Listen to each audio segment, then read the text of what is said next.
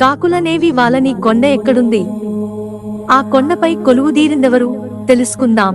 కాకులు దూరని కారణవి, చీమలు దూరని చిట్టడవి అని మనం వింటూనే ఉంటాం. అసలు నిజంగా కాకులు దూరని ప్రదేశం ఎక్కడైనా ఉందా అంటే నిజంగానే ఉంది. ఒక కొండపై కాకులు పొరపాటున కూడా వాలవట. సాధారణంగా ఇప్పుడు కాస్త కాకుల సంఖ్య తగ్గినా కూడా కొండ ప్రాంతాలపై, అలాగే ప్రతి చెట్టుపై కాకులు కనిపిస్తూనే ఉంటాయి. కాని ఓ కొండపై మాత్రం కాకులు వాలవు. అసలు ఆ కొండ ఎక్కడుంది?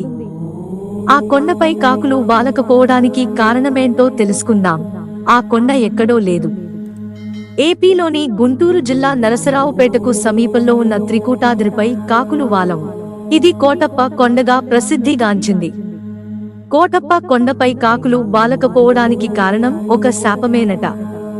కోటప్ప కొండను త్రికోటేశ్వరాయలం, త్రికుటాద్రి అని కూడా పిలుస్తారు. ఈ ఆలయంలో శివుడు కొలువై ఉంటాడు. ఇది గొప్ప శైవ క్షేత్రంగా ప్రసిద్ధి పొందింది. ఈ ఆలయంలో రుద్ర, బ్రహ్మ, విష్ణు అనే 3 శిఖరాలు దర్శనమిస్తాయి. అందుకే దీనిని త్రికుటాద్రి అని పిలుస్తారు. గొల్లభామ తన మాట విస్మరించడంతో ఏం జరిగిందంటే, కోటప్ప కొండపై శివుడు కొలువయ్యాడని తెలుసుకున్నాం కదా. అసలు శివుడు కొండ దిగకపోవడానికి కారణమేంటో తెలుసుకుందాం. కోటప్ప కొండ క్షేత్రంపై శివుడు తపస్సు చేస్తుండగా ఆనందవల్లి అనే గొల్లభామ ప్రతిరోజూ పాలు, తేనెలతో శివుని సేవిస్తూ ఉండేదట. ఒకరోజు సాలంకయ్య అనే రైతు శివుడు తపస్సు చేసే ప్రాంతానికి వచ్చాడట. అతనికి శివుడు బాలయోగిలా, దక్షిణామూర్తి స్వరూపంలో కనిపించాడట. వెంటనే సాలంకయ్య శివుడికి భక్తితో నమస్కరించి తన దగ్గర ఉన్న పండ్లను స్వామికి సమర్పించి తన ఇంటికి వచ్చి ఆతిథ్యం స్వీకరించాలని వేడుకున్నాడట. సరేనని చెప్పి సాలంకయ్యను ఇంటికి వెళ్ళమని శివుడు చెప్పపాడట. మరోవైపు గొల్లభామ ఆనందవల్లి గర్భవతై కొండకు రాలేకపోతున్నానని, తండ్రి నీవే క్రిందకు రా అని శివుడిని వేడుకుందంట.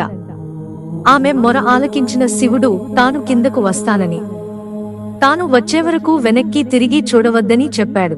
గొల్లభామ నడుచుకుంటూ వెళుతుండగా శివుడు వెనుక నడుస్తున్నాడు. శివుడు అడుగుకు కొండలు పగిలి భీకర శబ్దం వినిపించిందట. దీంతో ఏం జరిగిందోనన్న భయంతో గొల్లభామ శివుడు చెప్పిన మాట మరిచి వెనక్కి తిరిగిందట. ఇక అంతే, శివుడు అక్కడే లింగరూపుడిగాను, గొల్లభామ శిలగాను మారిపోయిందట. మిత్రులారా, ఛానల్ సబ్స్క్రైబ్ చేసుకోవడం మర్చిపోకండి. ధన్యవాదాలు.